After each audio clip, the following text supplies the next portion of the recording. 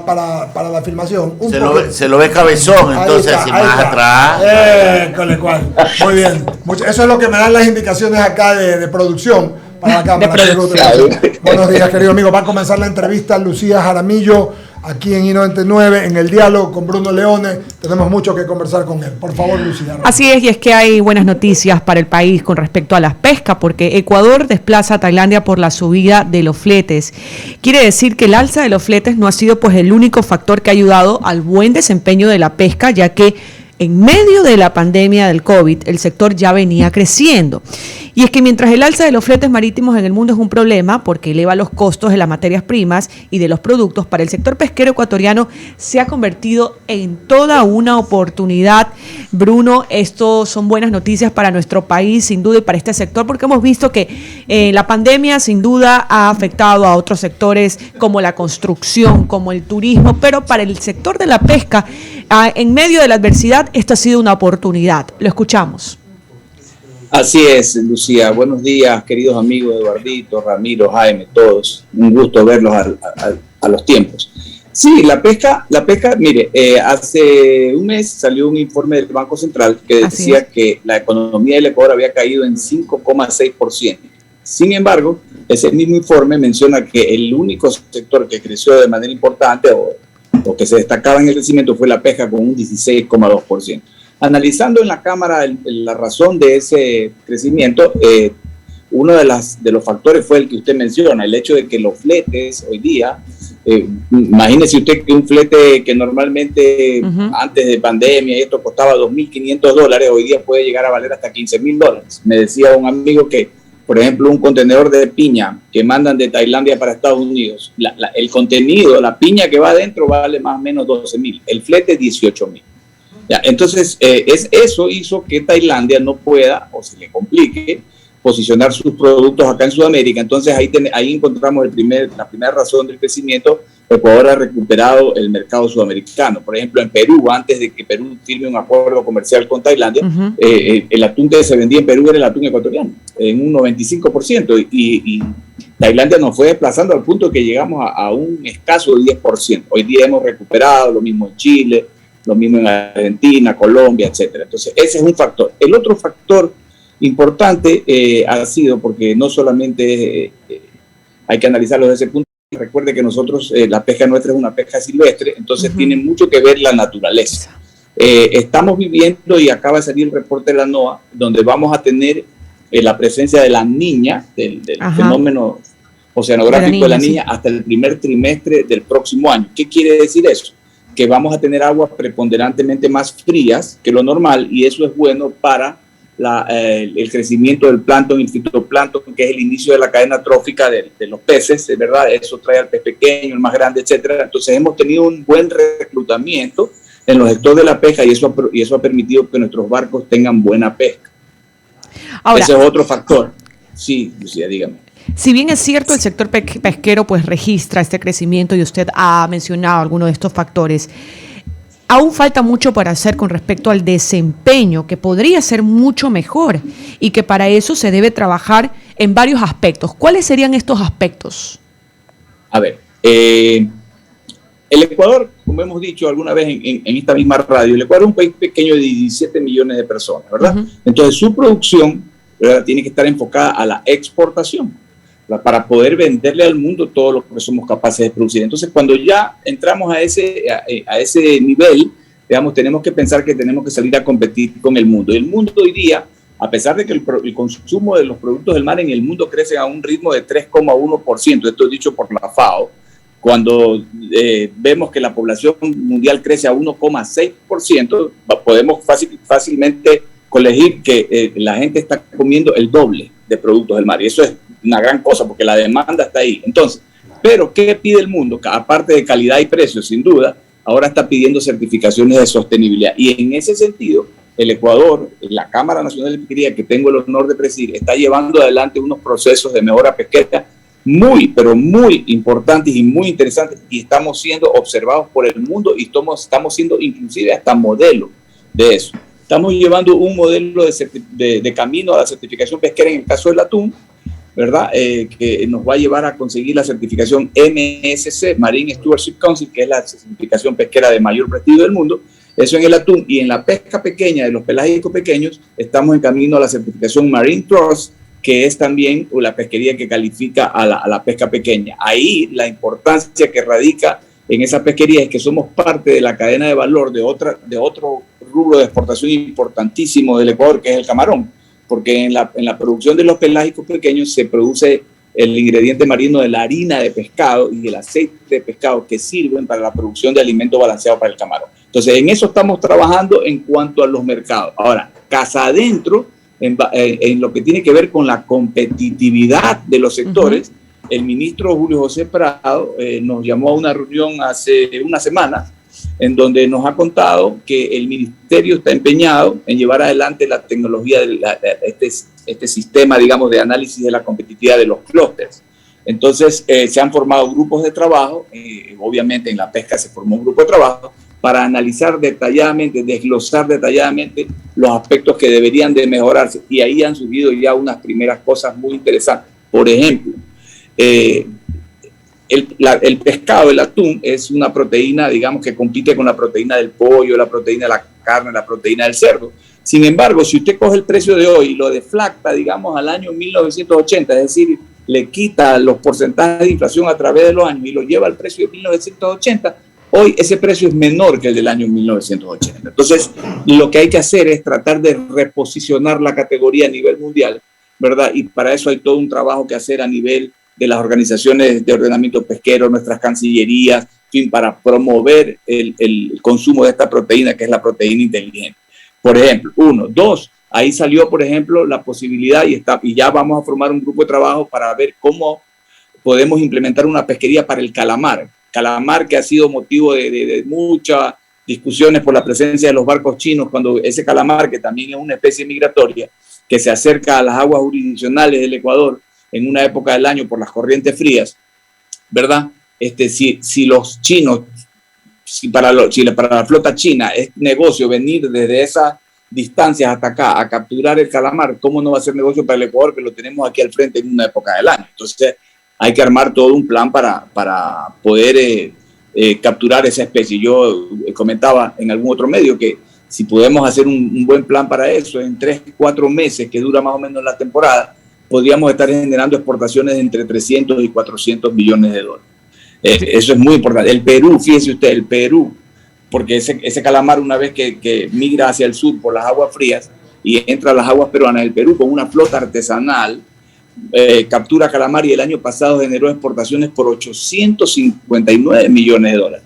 Y, por ejemplo, Europa, con quien tenemos un acuerdo comercial, el año pasado compró 1.600 millones de dólares en calamar y en sus diferentes presentaciones. Entonces, ese es otro tema que estamos trabajando. Luego tenemos toda la parte del análisis de la parte laboral, el tema de los gastos generales de fabricación, donde el rubro del combustible se ha convertido en un rubro que nos está golpeando fuerte. Analizábamos justamente ayer en la oficina, en este momento el combustible, el rubro, porcentualmente hablando, el combustible es mayor que el rubro de la tripulación de los barcos. Eso es algo que nos tiene que hacer pensar mucho. ¿Cuál es la solución a futuro?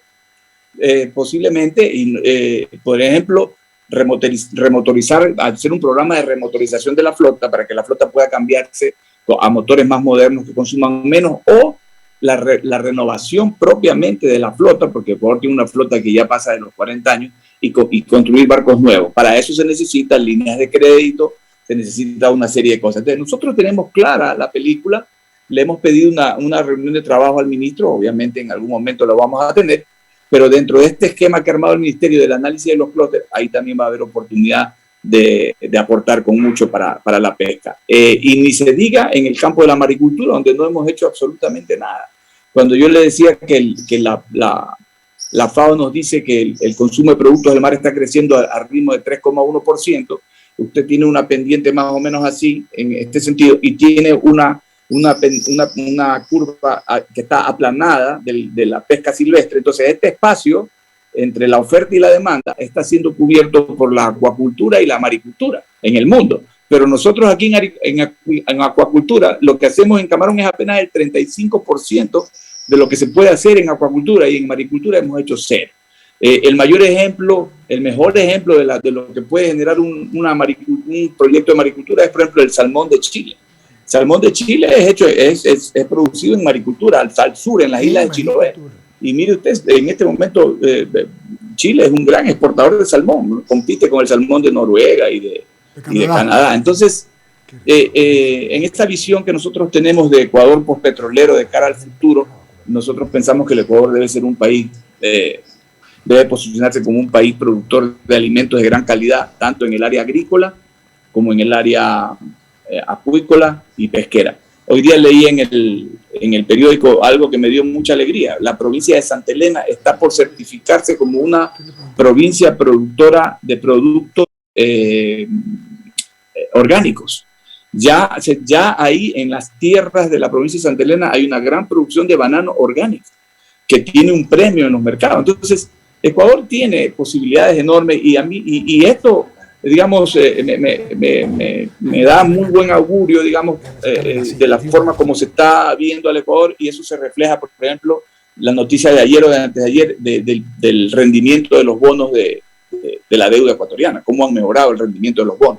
Entonces, creo que vamos bien, tenemos mucho trabajo por hacer, nos toca a todos apoyar, pero ni de broma podemos pensar que haciendo paros y haciendo bullas y este tipo de manifestaciones que no llevan a nada en muchos casos, lo vamos a lograr. Así que en esa línea estamos nosotros, Bruno, trabajar, apoyar y seguir haciendo lo que hemos venido haciendo toda la vida.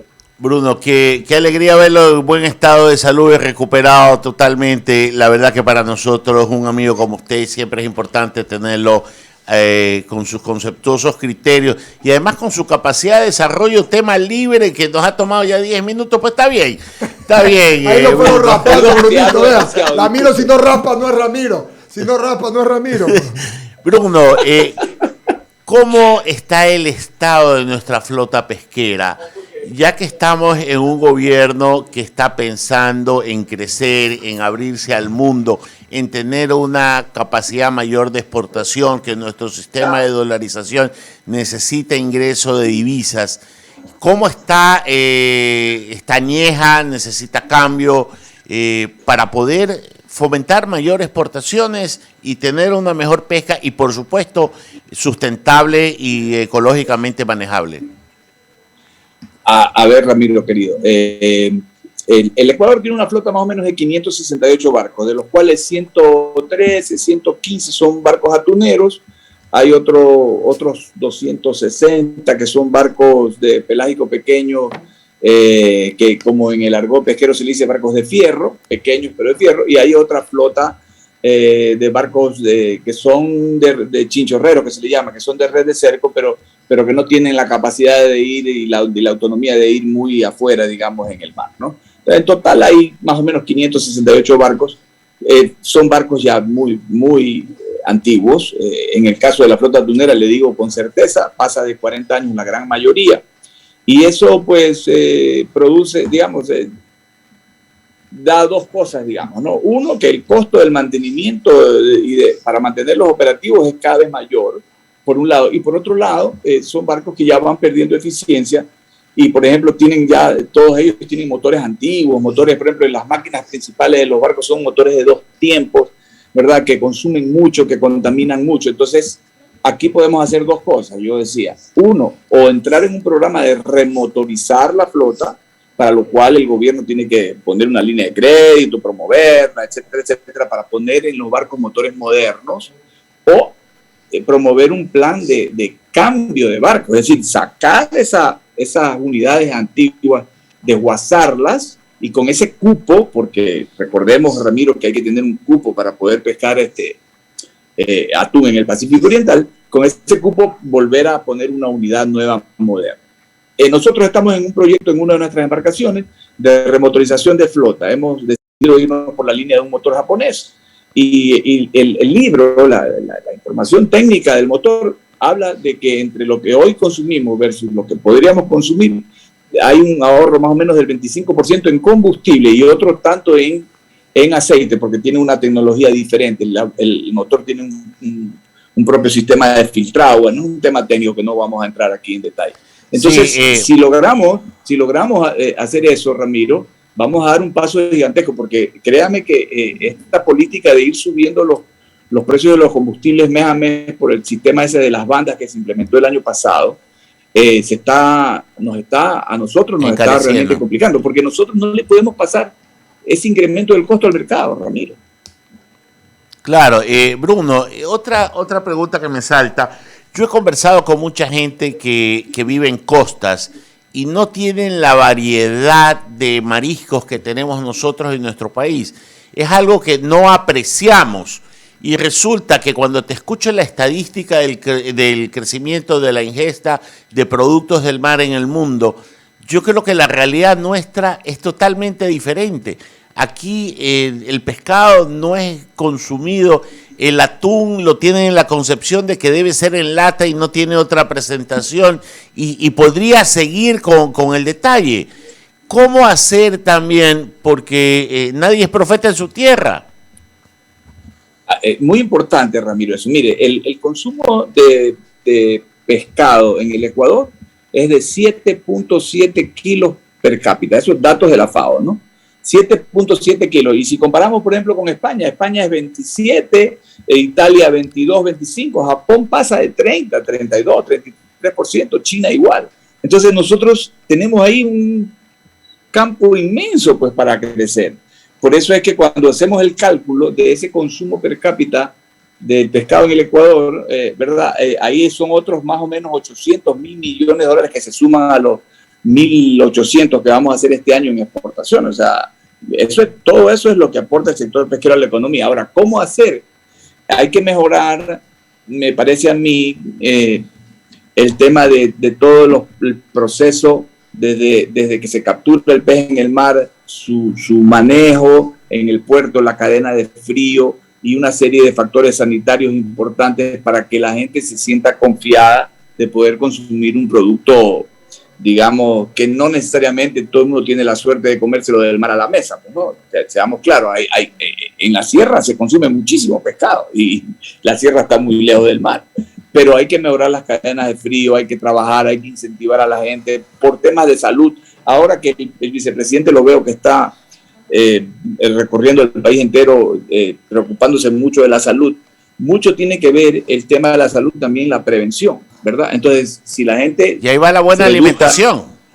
Lógico. Fíjese usted que, por ejemplo, en los Estados Unidos, este dato ya es de hace unos 5 años, la obesidad en Estados Unidos le cuesta al gobierno americano 185 mil millones de dólares por la seguridad social que le tiene que dar a la gente, por problemas en las articulaciones, problemas cardíacos, problemas de diabetes, una serie de problemas. Entonces, hay que incentivar el consumo de productos del mar porque esa es la proteína buena, la proteína inteligente. Yo no digo que la gente no coma carne, ni coma pollo, ni coma cerdo, no, pero hay que mejorar el consumo de productos del mar. Ahí tenemos mucho por hacer. Sí, hay que exportar, pero también hay que consumir internamente. Internamente tenemos, Ramiro, digamos que en vez de 7.7 pasemos a consumir 15. Es el doble. Y claro, entonces ahí ya tenemos, en vez de 800 millones, tenemos 1.600 millones. Y le digo que se puede. Que es que yo no encuentro la costumbre, y créame, porque en algo me muevo en este rubro. La gente no admira el comer los productos del mar. El pescado no es un plato que se vende mucho en los lugares que los ofertan. Más se venden carnes, pollos, salchichas. Y por ejemplo, Eduardo y yo tenemos la costumbre de ir comiendo pescado, un buen langostino, una cosa así. No es muy común, ¿no? No es muy común. O entonces, lo venden cuando ya está mariscoso. Claro. Que se huele feo, o sea, pierde. Ahí podemos llegar a otro proceso en que yo he visto, por ejemplo, que exportadores llevan a cocineros nuestros a otras partes del mundo a preparar platos con mariscos y promueven nuestros mariscos en el exterior, pero yo no veo que se lo hace dentro del país. Entonces, por ahí como que hay también una tarea pendiente, Bruno. Sí, Ramiro, cuando yo le decía hace un momentito que en base a la reunión que tuvimos la semana pasada que nos invitó el ministro Julio José Prado, en donde hablamos de revalorizar la categoría, es justamente eso, trabajar tanto dentro de casa como fuera de casa, en que la gente valore de manera importante, digamos, el consumo de esta proteína. De eso se trata. Fíjese usted, estaba leyendo una nota, ¿no? de temas pesqueros. En este momento, un kilo de pescado fresco congelado en Estados Unidos vale $25. $25. Y aquí al marinero nuestro que llega, ¿verdad? Después de su faena de pesca y lo trae a la playa para que se lo compre a alguien, le pagan pues muchísimo menos. Mire, hace 2 semanas me visitó una persona de la prefectura de Santa Elena a pedir que cómo podía la Cámara ayudar a los pescadores de Santa Elena. Recuerden que usted ahí está la caleta de Santa Rosa, Anconcito y algunas otras, ¿no? Entonces, yo le dije, mire, nosotros tenemos el expertise, sabemos cómo iniciar y empezar y avanzar en un programa de mejora pesquera para que eso traiga como consecuencia que los productos que se logren capturar del mar después de un gran sacrificio de los pescadores se puedan vender de mejor manera. Entonces, inclusive yo le daba la idea, mañana, ¿por qué no? Se puede formar una cooperativa de pescadores de la mano con la prefectura y poner una empacadora para procesar todos esos pescados y en donde todos ellos participen del valor agregado de poderlo vender, exportar a un mejor precio o dentro del mercado local también. Entonces, en eso estamos trabajando.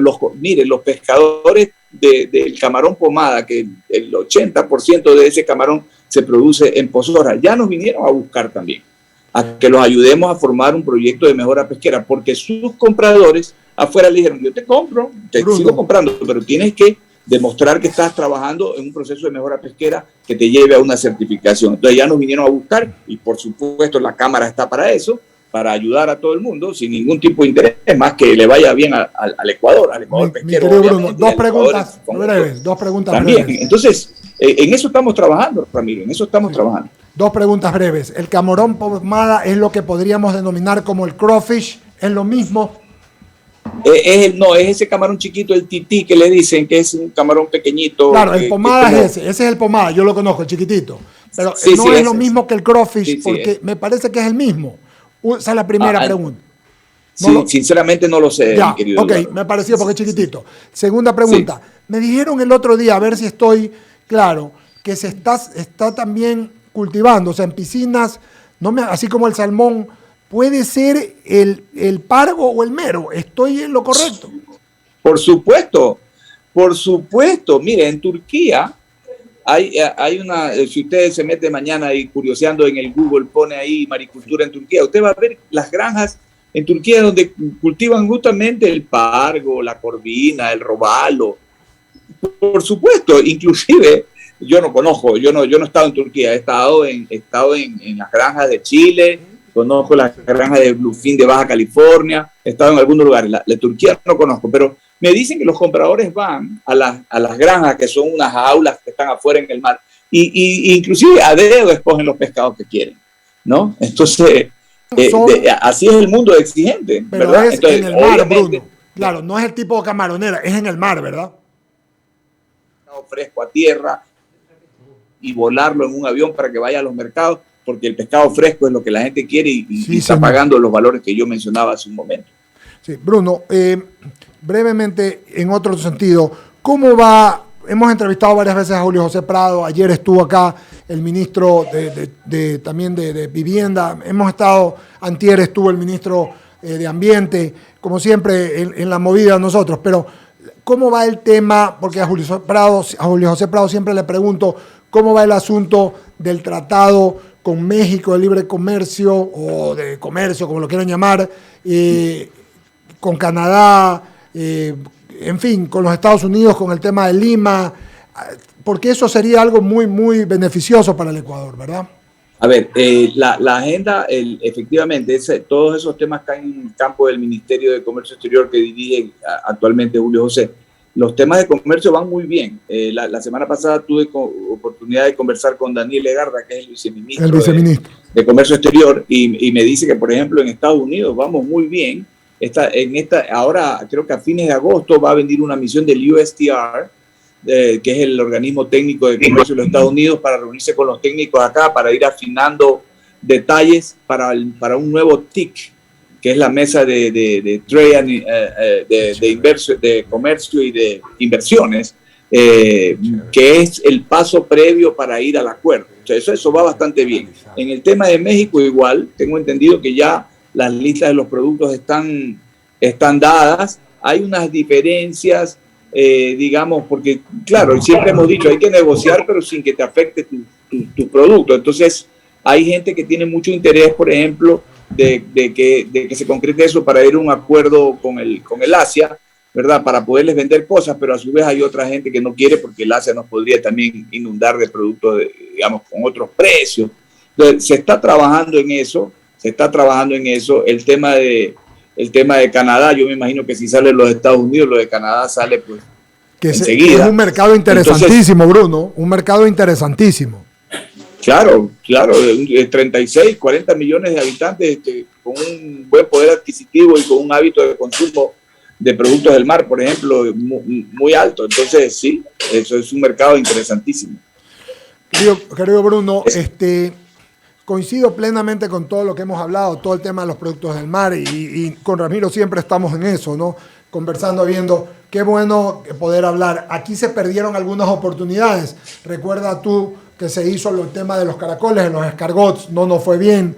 También se hizo lo de la langosta sembrada, no, tampoco. De agua dulce. De agua dulce. También se hizo las ostras. No es que, pero algo pasó, ¿no? En estos, probablemente estábamos, o sea, el tema del camarón probablemente llevó todo, o no tuvo mucho mercado internacional, o no se desarrollaron como debían todos estos productos. O no lo presentaron de la manera adecuada para que esté en la mesa de la gente. ¿Por qué, Bruno Leone, para concluir? A ver, muy importante ese punto que usted ha traído a la mesa, Eduardito. Mire, hoy día, ¿verdad? La pesquería, si queremos que sea sustentable, tiene que estar basada en ciencia, ¿ya? Y la ciencia requiere investigación. El Ecuador, antiguamente, hoy con la nueva ley cambió, tenía el Instituto Nacional de Pesca, que tenía dos misiones. Una, certificar la calidad de los productos que se exportaban, que hoy día eso se convirtió en la Subsecretaría de Calidad e Inocuidad. Y dos, la investigación, digamos, de la gestión y producción de los productos pesqueros y productos del mar y de la acuacultura. Pues bueno, la situación del INP es realmente penosa, no tiene presupuesto ni para las fotocopias, mi querido Eduardo. Ahora con la nueva ley se ha creado el IPIAP, Instituto Público de Investigación de Acuacultura y Pesca. Entonces, ese IPIAP tiene que ahora, digamos, formarse, integrarse, y tiene que de alguna forma fondearse. El gobierno tendrá que asignarle una partida presupuestaria. Está previsto que, por ejemplo, que con las multas que se cobren a las personas que cometen infracciones pesqueras, se vaya de alguna forma esos dineros fondeando el IPIAP para que pueda haber investigación pesquera, ¿verdad? Entonces, por ejemplo, en la maricultura, al que le toca hacer la investigación es al Estado. Sí. Y una vez que el Estado logra desarrollar una metodología de producción y de comercialización en toda su fase, y todo, ahí sí cobrarle un royalty al empresario, ¿verdad? Y venderle la tecnología para que el empresario ahí sí invierta y vaya a la segura. En estos casos que usted menciona, del camarón de agua dulce y todo, fue puro esfuerzo privado, gente que escuchó que eso era buena cosa, se metieron a hacer y terminó lo que terminó, y al final del día perdiendo fortuna, claro, y afectaciones a los patrimonios de los empresarios, y termina en deudas que a veces no se pagan en los bancos. Entonces, en definitiva, ¿qué hay que hacer? Que el IPIAP funcione como un verdadero instituto. En Chile, por ejemplo, el Instituto de Investigación de Chile, su presupuesto pasa de los 30 millones de dólares. El IMARPE en el Perú, lo propio. Nosotros no, mire, es vergonzoso lo que le voy a decir. La Subsecretaría de Calidad e Inocuidad, en el problema de los camarones, cuando China comenzó a chequear los contenedores y detectó supuestamente la presencia del COVID y había que hacer análisis especiales, tengo entendido que los propios camaroneros tuvieron que poner el dinero para los reactivos, para que se hagan los exámenes, porque si no, no se podía exportar. Entonces, eso no puede ser. Y ojo, importante esto, los empresarios pagan por esos análisis. O sea que si esos dineros se quedaran y no se fueran a la cuenta del hoyo negro, que es la cuenta única del Tesoro, sino que se quedaran en la propia Subsecretaría de Calidad, tendría los dineros para hacer los análisis, los estudios y lo propio con el IPIAP. Entonces, eso es algo que en el reglamento de la ley de pesca que tiene que salir, se lo tiene que redactar muy bien. Muchas gracias, querido Bruno. Gracias por este tiempo que, como siempre, nos das. Muy claro, muy didáctico. Pensando en voz alta, si fuera Estado, me asociaría con la SPOL para que a través de la SPOL desarrollara este proyecto de maricultura. Se lo daría, eso sencillamente controlaría para luego hacer una sola, porque la SPOL, por decir, una universidad puede ser la católica, la que sea. Digo la SPOL porque tiene muchos técnicos y podría llevarse esto adelante. Pero en todo caso, gracias por tus conceptos. Volveremos a conversar muy pronto, querido amigo. Se nos quedan un par de temas, pero ya se nos han ido 40 minutos. Gracias, querido Bruno. Un gran abrazo. Encantado, Eduardito. Eso último que usted acaba de decir, ese es el camino. Me parece una gran idea y ojalá que se pueda concretar. Le mando un abrazo y estoy siempre a la orden. Gracias, Bruno. Muy bien, con ello decimos que viene Fernando Santos Albite. Vamos a hablar, Jaime, de los precios del petróleo, y de la energía. Enseguida aquí en I99. Vamos al corte primero, regresamos con Fernando Santos Albite.